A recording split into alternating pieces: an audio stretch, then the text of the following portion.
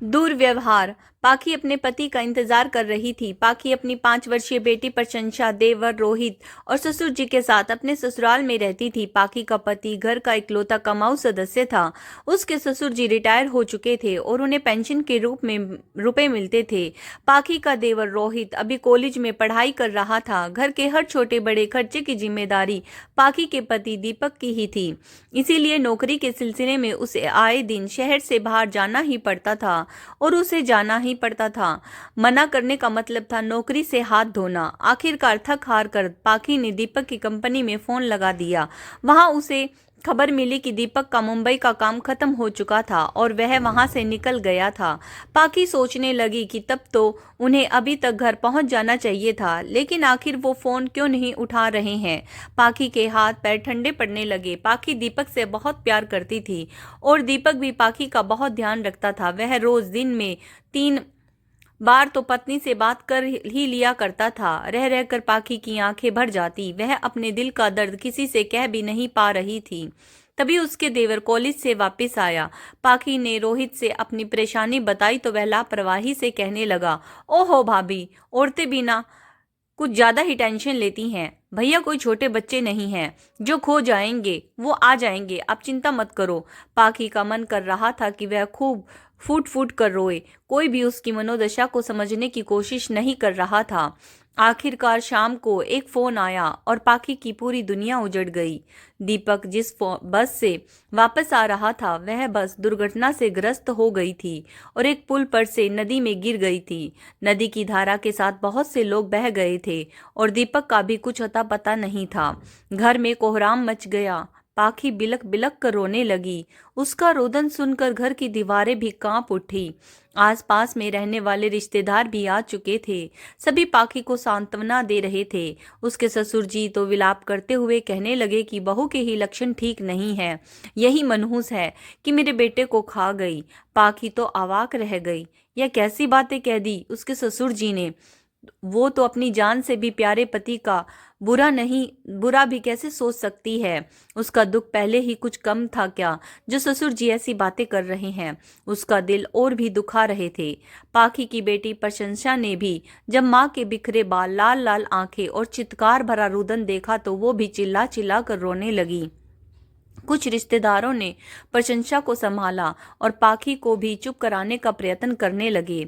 सभी लोग असमंजस की स्थिति में थे कि दीपक सभी सही सलामत है या उसे कुछ हो गया है। लेकिन धीरे धीरे दिन बीतने लगे और देखते ही देखते 6 महीने बीत गए। सभी ने उम्मीद छोड़ दी और मान लिया कि दीपक कभी लौट कर नहीं आएगा। पाखी को भी लगने लगा था कि दीपक उससे बहुत दूर जा चुका है। एक दिन रिश्तेदारों ने मिलकर पाखी से उसके सभी सुहाग चिन्ह अलग कर दिए। पाखी को तो वैसे भी भीतर से खाली हो चुकी थी।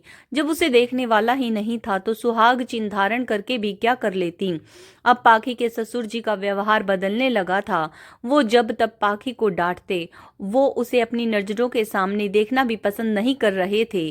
पाखी अपमान का घूंट पीकर वहां पर पड़ी हुई थी, क्योंकि आखिर वो घर उसके पति का था। वैसे भी वो जाती तो कहाँ, मायके में उसके भैया और भाभी थे, लेकिन वो भी ऐसी परिस्थिति में कहाँ थे कि उसका साथ देते। इसीलिए पाखी चुपचाप अपने ससुराल में ही पड़ी हुई थी।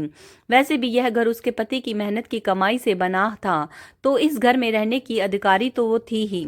दीपक कभी भी अपने भविष्य के बारे में कुछ नहीं जमा किया। वो जितना कमाता था सब अपने पिता के हाथों में ला कर रख देता था। पाखी ने कई बार दबी जुबान में कहा भी था कि अपनी बेटी के भविष्य के बारे में कुछ बचत करनी चाहिए, लेकिन दीपक हर बात बात को टाल जाता और कहता था कि यह सब कुछ तो तुम्हारा ही हमारा ही है। दीपक ने ना कभी अपनी पत्नी को रुपए पैसे से संबंधित कोई भी बात बताई, ना ही अपने भविष्य के लिए कुछ ही धन एकत्रित किया। वह कमाकर अपने पिता को दे देता और बेटे की कमाई से उसके पिता ने अपना घर बनवाया, अपना बैंक बैलेंस बढ़ाया। और अब जब दीपक इस दुनिया में नहीं था तो उसकी पत्नी और बच्ची का खर्च उन्हें भारी लगने लगा था। इस स्थिति में पाखी खुद को बहुत असहाय महसूस करने लगी थी। वह रोते हुए दीपक से शिकायत करती कि देखो, यही तुम्हारे अपने हैं जिनकी सेवा में मैंने दिन रात एक कर दिए, बिना किसी शिकायत के तुम्हारा कहा मानती चली गई। तुम तो कहते थे कि यह हमारे अपने हैं, हमारा परिवार है, इनके लिए जितना भी करो उतना ही कम है। लेकिन आज जब तुम नहीं हो तो मुझे कोई भी परिवार का हिस्सा मानकर मुझे यहाँ रखने को तैयार नहीं है। ससुर जी कितनी बार ताना मार चुके हैं कि तुम अब यहाँ क्या कर रही हो, मेरा बेटा नहीं रहा तो इस घर में तुम्हारा संबंध ही क्या है। इसीलिए तुम भी बताओ दीपक, अब मैं कहाँ जाऊं और क्या करूं। पाखी की हर रात रोते हुए व्यतीत होती थी। एक तो वैसे ही पाखी के पति के असमय जाने से टूट कर बिखर गई थी, ऊपर से अब तो ऐसे लग रहा था जैसे उसके सिर पर छत भी नहीं रहेगी, क्योंकि उसके ससुर जी बार बार उसे घर छोड़कर चले जाने के लिए कहते थे। पाखी का उस घर में रहना उन्हें एक पल भी गवारा नहीं था। वह सोचते थे कि जब बेटा ही नहीं रहा तो उसकी पत्नी का यहाँ क्या काम। इसी बीच पाखी के देवर की भी जॉब करना शुरू कर दिया और घर की आर्थिक स्थिति वापस पटरी पर आने लगी थी। रोहित भी बड़े भाई के द्वारा किए गए त्याग और सहयोग को भुलाकर अपनी भाभी को इस घर से जाने के लिए कहने लगा था। उसका तो साफ कहना था कि मैं आपका खर्च नहीं उठा सकता, मेरी आमदनी बहुत कम है। लेकिन वो यह भूल गया था कि एक समय पर भैया और भाभी के संघर्षों के कारण ही उसकी पढ़ाई पूरी हो पाई थी। तो क्या उसका फर्ज नहीं बनता कि वो अपने भैया की पत्नी का मान रखे। लेकिन कुछ लोग इतने स्वार्थी होते हैं कि अपने समय पर तो दूसरों से काम निकलवा लेते हैं, लेकिन जब उनके लिए कुछ करने का वक्त आता है तो वे पीछे हट जाते हैं। एक दिन पाखी को बुखार हो गया था। मन की टूटन के साथ साथ आज उसका शरीर भी टूट रहा था। सुबह का नाश्ता बनाने में उसे थोड़ी सी देर हो गई। उसके ससुर जी गुस्से में थे। जब वो नाश्ता लेकर ससुर जी के कमरे में गई तो उसके ससुर जी ने गुस्से से चीखते हुए कहने लगे, तुम एक पैसे का काम तो करती नहीं हो, ऊपर से यहाँ बैठकर मुफ्त की रोटियां तोड़ रही हो। चली जाओ मेरे घर से, तुम्हारा यहाँ क्या काम है। तुम्हारा रिश्ता मेरे बेटे से था, अब मेरा बेटा नहीं है तो तुम्हें यहाँ रख कर मैं क्या करूंगा। नन्ही सी प्रशंसा भी माँ का आंचल पकड़े हुए सीधे खड़ी थी। दादाजी की तेज आवाज सुनकर वह डर के मारे रोने लगी। उसे रोता हुआ देखकर पाखी का कलेजा कट कर रह गया। एक माँ सब कुछ बर्दाश्त कर सकती है, लेकिन अपनी संतान की आंखों में आंसू नहीं। आज पाखी का आत्मसम्मान बुरी तरह से घायल हुआ था। बात बात पर उसे ताने तो मिलते ही थे, लेकिन उसने कभी नहीं सोचा था कि उसकी बच्ची के सामने भी उसका इतना अपमान होगा। वह सोचने लगी कि यदि उसने अभी कोई निर्णय नहीं लिया तो जीवन भर अपनी बच्ची के सामने उसे ऐसे ही सुनना पड़ेगा, और बड़ी होने के बाद उसकी बेटी का भविष्य क्या होगा। वह भी इसी तरह ताने सुनेगी। कल को देवरानी आएगी तो उसका इस घर में क्या स्थान रह जाएगा।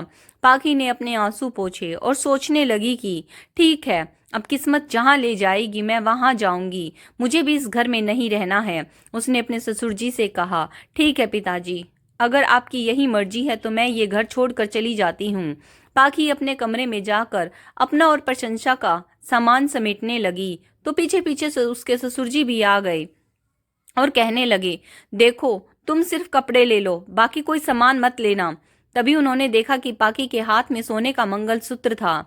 उन्होंने झटके से बहू के हाथ से मंगलसूत्र छीनते हुए कहा, यह सोना कहाँ लिए जा रही हो।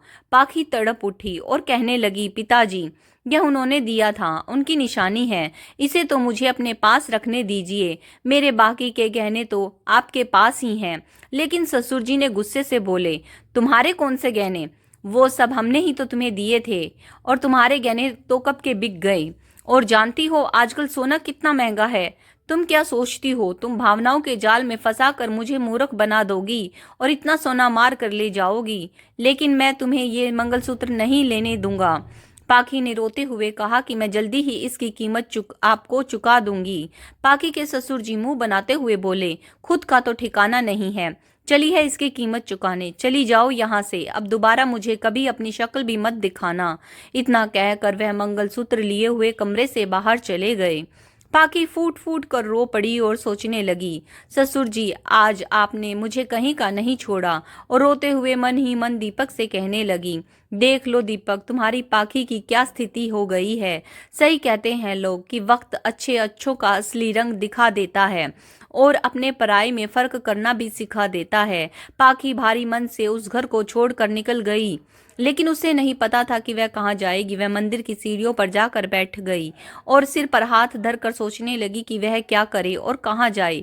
तभी प्रशंसा धीरे से बोली, माँ मुझे भूख लगी है। पाखी का मन भर आया। उसके पास ज्यादा पैसे भी नहीं थे। दूध वाले का हिसाब करने के बाद थोड़े से रुपए बचे थे, बस यही थी उसकी जमा पूंजी। पाखी ने इधर उधर नजर दौड़ाई तो थोड़ी दूरी पर उसने एक ढाबा दिखाई दिया। वो प्रशंसा को वहां ले गई और उसे थोड़ा सा बहुत खाना खिलाया। ऐसी विपरीत परिस्थिति में उसे अपनी सहेली की याद आई जो उसी शहर में रहती थी। इस तरह किसी से भी मदद लेना उसके लिए शर्म से डूब कर मर जाने वाली बात थी। लेकिन इस परिस्थिति में और किया भी क्या जा सकता था। उसने एक दुकान से अपनी सहेली को फोन लगाया। उसकी सहेली तुरंत अपनी कार लेकर आ गई और उसे ने अपने घर लेकर गई। लेकिन वो अपने ससुराल में पाखी को कैसे रख सकती थी। उसके भी परिवार के लोग थे, उसकी अपनी विचारधारा थी। फिलहाल तो उसकी सहेली ने उसे कुछ रुपए दिए और किराए के एक मकान का इंतजाम करवा दिया। पाखी की बेटी अभी छोटी थी, इसीलिए वह कोई जॉब भी नहीं कर सकती थी। इसीलिए पाखी ने छोटे बच्चों को ट्यूशन पढ़ाना शुरू कर दिया। इससे उसके खाने पीने का खर्चा निकल आता था। पाखी को आगे की जिंदगी बहुत ही अस्पष्ट और धूमिल सी न दिखाई देती थी। उसे समझ ही नहीं आता था कि वह अकेले इन परिस्थितियों से लड़ते हुए अपनी बेटी की परवरिश कैसे कर पाएगी। लेकिन यह जिंदगी किसी भी हाल में जीना सिखा ही देती है। पाखी और प्रशंसा भी धीरे धीरे एक दूसरे के सहारे जीना सीख रहे थे। एक दिन पाखी और प्रशंसा घर के अंदर बैठकर खेल रहे थे। तभी दरवाजे पर दस्तक हुई। पाखी ने दरवाजा खोला तो उसकी आंखें आश्चर्य से खुली की खुली रह गईं। सामने दीपक खड़ा था। उसे देखते ही भावनाओं का जवर ऐसा उमड़ा कि पाखी अपने पति के गले लग गई और फूट फूट कर रोने लगी। रोते हुए वह कहने लगी कि तुम कहाँ चले गए थे? तुम्हें पता है तुम्हारे पीछे तुम्हारी पाखी का क्या हाल हुआ? दीपक का गला रुंध गया, उसकी आंखें लाल हो गई और 2 बूंद आंसू उसके गालों पर लुढ़क कर गिर पड़े। वो भरे गले से बोला, हाँ मुझे सब पता चल गया है। जब मैं घर पहुंचा तो वहां तुम्हें नहीं पाया, तो मैंने पड़ोस से पता किया, वहां से मुझे सारी खबर मिल गई। फिर मैंने तुम्हारी सहेली से बात किया और यहाँ तक पहुँच पाया। मैं बहुत शर्मिंदा हूँ कि मेरे पिताजी ने तुम्हारे साथ ऐसा सलूक किया। मैं तो उन्हें सब कुछ मानता था, लेकिन यह कभी नहीं सोचा था कि मेरे ना होने पर मेरे पिताजी मेरी पत्नी और बेटी के साथ ऐसा दुर्व्यवहार करेंगे। मैंने अपने जीवन भर की सारी कमाई उन्हें सौंप दिया, अपने लिए कुछ भी नहीं बचाया, तुम लोगों के भविष्य को सुरक्षित भी नहीं किया और मेरे पिताजी ने ऐसे वक्त पर मेरे परिवार को रास्ते पर ला दिया। इन हालातों ने सिर्फ तुम्हें ही नहीं बल्कि मुझे भी मेरे पिता का असली रूप दिखा दिया। जो इंसान अपनी बहू और पोती के साथ ऐसा व्यवहार कर सकता है वो कितना निष्ठुर होगा, यह मैं आज जान गया हूँ। अब मेरा उन लोगों से कोई वास्ता नहीं है। हम अपनी एक नई जिंदगी की शुरुआत करेंगे जहां ऐसे स्वार्थी लोगों का कोई स्थान नहीं होगा। इतना कहकर दीपक ने अपनी पत्नी और बच्ची को अपनी बाहों में समेट लिया। जब भावनाओं का जबर थोड़ा शांत हुआ तो पाखी ने पूछा, आप इतने दिन तक कहाँ थे? दीपक ने बताया कि जब उसकी बस नदी में गिर गई थी तो बहते हुए वह दूर एक जंगल में पहुंच गया था। वहां आदिवासी लोगों ने उसका उपचार किया, लेकिन उसकी याददाश्त जा चुकी थी, जिसके कारण वह वहीं रहने लगा था। अब जैसे ही उसकी याददाश्त वापस आई तो वो अपने परिवार के पास वापस चला आया। पाखी ने दीपक के ना रहने पर बहुत कष्ट उठाए।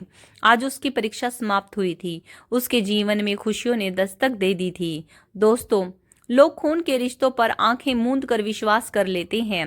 रिश्ते निभाने चाहिए, लेकिन एक रिश्ते को निभाने के चक्कर में दूसरे रिश्ते के साथ अन्याय नहीं करना चाहिए। तो दोस्तों, आज की कहानी कैसी लगी कमेंट्स करके ज़रूर बताइएगा। अगर आपको कहानी पसंद आई है please like share and subscribe my channel stories bye Sunita Saini. Video को यहाँ तक देखने के लिए आप सब लोगों का बहुत बहुत बहुत बहुत धन्यवाद।